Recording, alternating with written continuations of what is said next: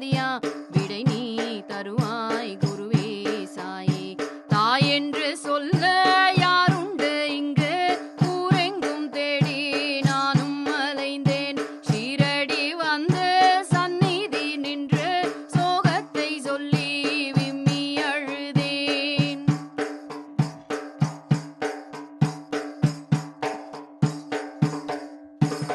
நிழலாய் தொடரும் உனதாசியே நினைத்தால் பெருகும் அருளாசியே.